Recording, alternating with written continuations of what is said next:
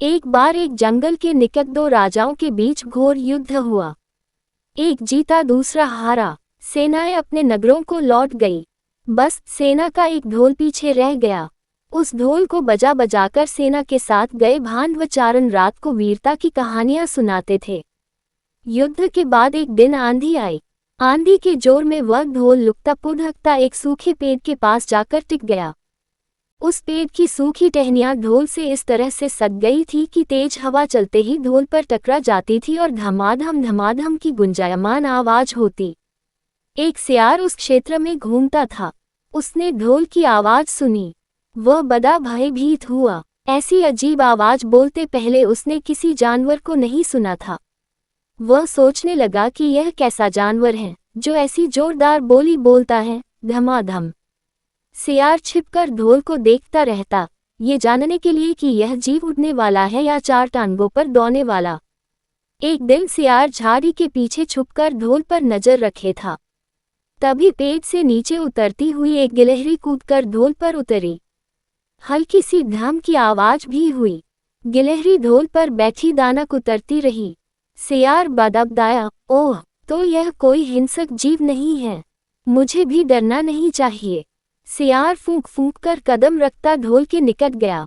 उसे सूंघा। ढोल का उसे न कहीं सिर नजर आया और न पैर।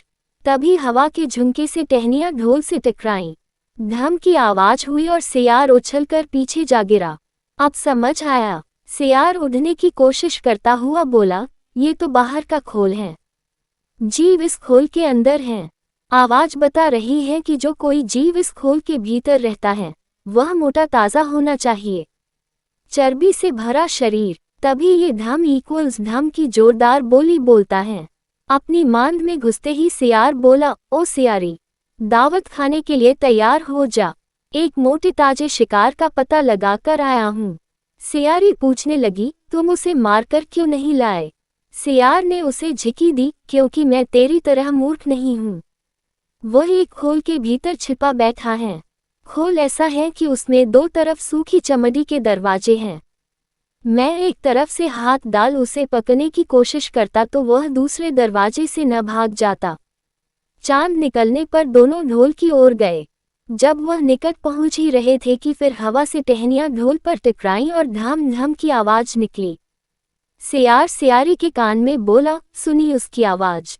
जरा सोच, जिसकी आवाज ऐसी गहरी है वह खुद कितना मोटा ताजा होगा। दोनों ढोल को सीधा कर उसके दोनों ओर बैठे और लगे दांतों से ढोल के दोनों चमड़ी वाले भाग के किनारे फाने। जैसे ही चमड़ियां कटने लगी, सियार बोला, होशियार रहना। एक साथ हाथ अंदर डाल शिकार को दबोचना है। दोनों ने हम की आवाज के साथ हाथ ढोल के भीतर डाले और अंदर टटोलने लगे। अदन कुछ नहीं था, एक दूसरे के हाथ ही पकड़ में आए। दोनों चिल्लाए, हैं, यहाँ तो कुछ नहीं है, और वे माथा पीट कर रह गए। सीखा शेखी मारने वाले ढोल की तरह ही अंदर से खोखले होते हैं।